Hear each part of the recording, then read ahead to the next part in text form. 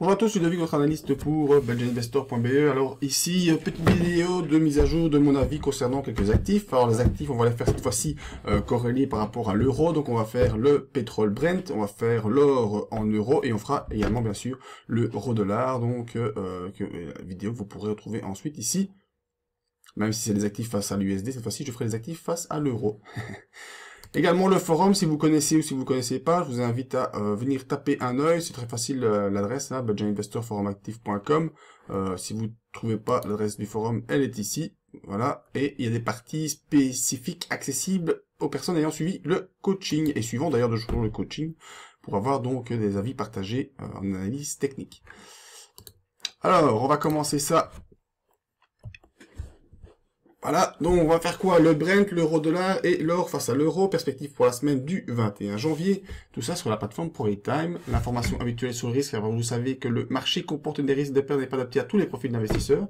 C'est à vous-même à évaluer vos propres risques. Cette vidéo-là et moi-même ne sont pas là pour vous conseiller dans vos opérations, simplement mon avis technique sur ce qui pourrait se repasser, sur des scénarios théoriques. Hein. C'est après ensuite à vous de voir si vous devez les suivre ou pas.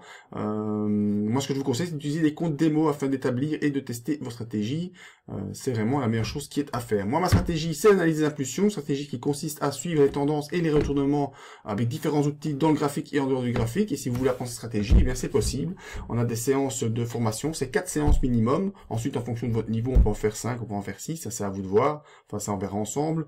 Et ce qui est le plus intéressant, c'est qu'après, on a 12 mois de coaching, donc je vous laisse pas tomber comme ça. Et pendant ces 12 mois, on essaie via le marché de trouver des exemples qui répondent le mieux à notre technique et essayer de les suivre ensemble. Très facile les principes, on trouve une ligne de départ, on attend le signal graphique, on confirme ça par 5 feux verts que je vous expliquerai au moment des formations et on fait le suivi tout ça par des stop loss, bien sûr, pour éviter de perdre du capital. Le money management, c'est aussi assez important. Alors, maintenant qu'on a fait tout ce blabla administratif, revenons dans le concret. Où est mon graphique? Il est ici. On va commencer par le graphique du pétrole Brent. Vous voyez qu'on avait fait une belle base ici aux alentours de 62,44. Cette base a été malheureusement un peu enfoncée. On est descendu ici jusqu'à un point bas, voilà, vers les 50. Depuis, on rebondit. On est revenu sur les 62,44. On a consolidé, venu s'appuyer sur la M7. Et maintenant, on accélère. Alors, c'est une belle accélération. Pourquoi? Parce qu'on a les bandes de Bollinger qui vont en s'ouvrant. Au niveau des indicateurs, on voit que les indicateurs sont en train de basculer en impulsion haussière. Et donc, bien sûr, on a un objectif qui est très très facile. Il est à 71,16. 71,16, ça correspond à quoi? Ça correspond à une zone précédente de consolidation des cours du pétrole. Autre chose comme objectif, qu'est-ce qu'on peut faire? Parce qu'on a ici quelque chose qui pourrait s'apparenter à une épaule, tête, épaule, hein, pour ceux qui connaissent la chose. Donc, qu'est-ce qu'on fait? On doit reporter la ligne de coup au-dessus, et voilà, on a un autre objectif ici qui est bien plus haut, vers les 73. Alors, qu'est-ce que je fais quand c'est dans ces cas-là? D'abord, je vise mon premier objectif, c'est celui-ci, ça donne quand même 14% de hausse sur le pétrole, et puis j'ai un deuxième objectif qui était là, qui me donne 18%. Si ça donne déjà 14%, et j'ai un produit simplement de suivi, c'est déjà super de faire 14% en quelques jours, ou peut-être en quelques semaines, on verra bien, mais si j'ai un produit à effet de levier, comme ça se trouve assez facilement, vous pouvez voir ce que ça peut vous donner comme rendement. Ça, c'est à vous de choisir et selon votre profil de risque et selon votre capacité à faire les suivis de tout ça. Alors, si je prends ce genre de produit, moi, je mets un stop loss où? Mon stop loss, je vais le mettre en dessous de mon épaule ici. Voilà, aux alentours des 58, quelque part par là. Là, je mets un stop loss.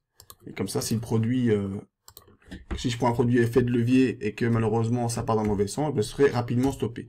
Le but est également de ne pas perdre tout son capital. Donc moi je mets un stop ici, mais quand je vois l'ouverture des bandes de Bollinger, on est au-dessus de la M7, on est au-dessus de la M20, on a les indicateurs d'impulsion qui commencent à se retourner. Donc tout ça c'est de bonne augure pour pouvoir faire une poursuite en direction des 71. On verra si ça peut aller plus loin. Ce qu'on peut aussi essayer de faire, c'est pour confirmer ce départ d'impulsion, c'est de voir si on n'est plus dans une fourchette de Andrews baissière. Donc on se dessine la dernière fourchette, elle est là.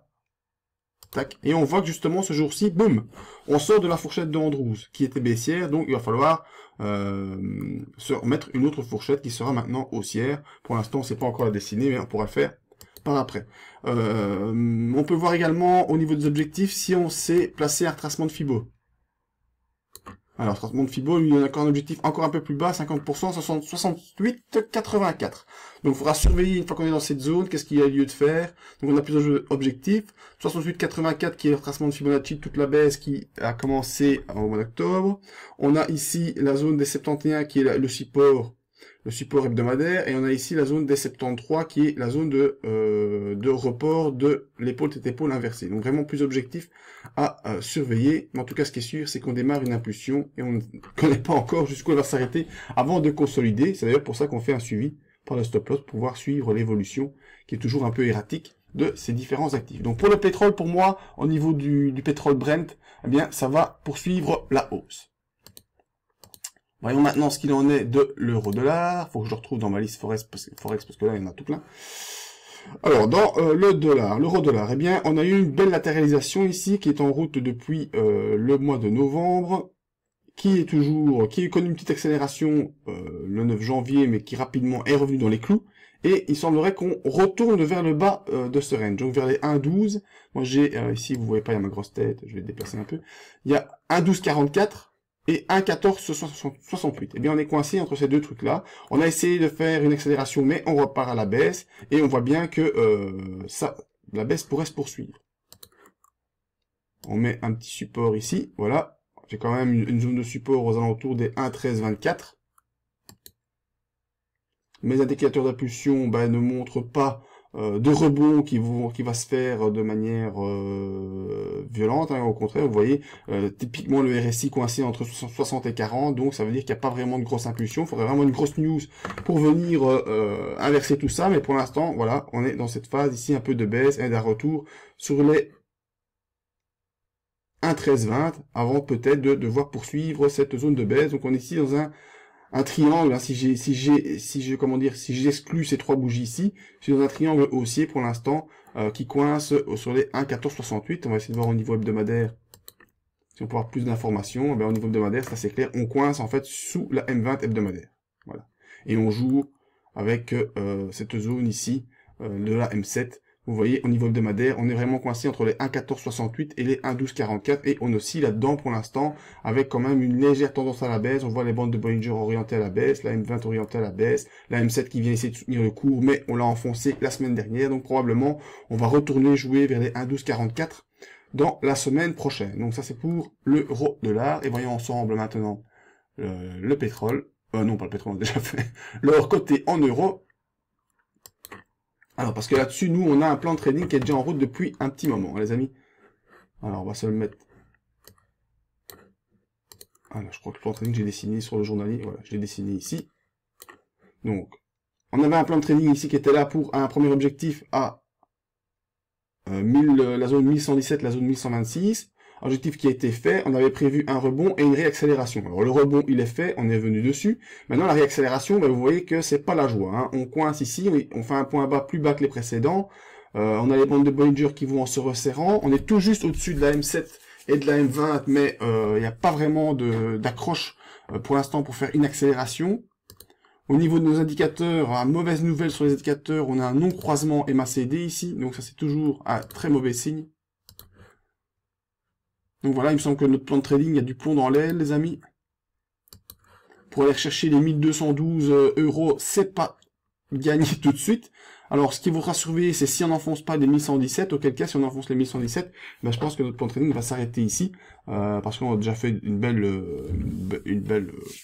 avancée, hein. Je vous rappelle quand même on tient ça à vue depuis le mois d'octobre, avec un point d'appui, une accélération, un nouveau point d'appui, et normalement une nouvelle accélération. Mais ça n'a pas trop l'air de prendre la direction de cette nouvelle accélération, d'autant plus qu'on a vu que l'euro-dollar était aussi en légère phase baissière, donc pour notre or, c'est un peu compliqué, notre or en euros, donc on va surveiller si on s'enfonce pas trop. Malheureusement, si on s'enfonce un peu trop sous la M20 et qu'on s'enfonce sous les 1117, je crois qu'on va devoir déclencher les stops. Pour rappel, le stop il est placé ici quelque part, juste en dessous de la dernière consolidation, à 1110, je pense qu'on a placé ça vers par là. Voilà, je vous le réindique. Et donc, apparemment, notre or va peut-être encore consolider. S'il passe sous les 1110, notre objectif notre plan de trading il est foutu et on peut stopper l'affaire. C'est pas grave, on aura déjà fait un solide gain depuis l'accélération qu'on a connue au mois d'octobre. Donc voilà, l'or en euros en tout cas est en train de décliner. Le pétrole Brent, on l'a vu, il accélère, il devrait encore accélérer. L'euro-dollar consolide un petit peu. J'essaie de vous retrouver tout ça tant que je vous parle. Bon, l'euro-dollar va consolider encore un petit peu. Au niveau de hebdomadaire, on est coincé entre les deux pointillés qui sont les retracements de Fibonacci. On ne passe pas si facilement que ça les 50, et dès qu'on le passe, on est reflué. Et concernant le pétrole, eh bien, on l'a vu, potentielle accélération qui va encore se dessiner en direction de plusieurs objectifs qu'on a pu identifier, 67, 71, 73, donc à surveiller pour l'accélération du pétrole Brent. Donc voilà, c'était mon avis sur ces différents actifs face à l'euro. Je vous invite ici pour voir les autres analyses. N'oubliez pas de me demander vos analyses à vous si vous voulez, c'est complètement gratuit. Et profitez encore actuellement jusqu'à la fin janvier des promos pour nous rejoindre dans le coaching des impulsions et avoir accès à tout le forum avec les suivis de toutes les valeurs qu'on a actuellement. Je pense, j'ai fait le compte tantôt, on en a une quinzaine pour l'instant de valeurs qui sont en suivi actif. Voilà, je vous dis à tout bientôt pour d'autres aventures. N'oubliez pas de venir vous inscrire également. Encore un dernier truc. Ici, à la newsletter, afin de recevoir toutes les nouvelles qui concernent le site et les analyses également, mais également d'autres nouvelles de type plus macroéconomique. Voilà, je vous dis à tous à bientôt et merci beaucoup.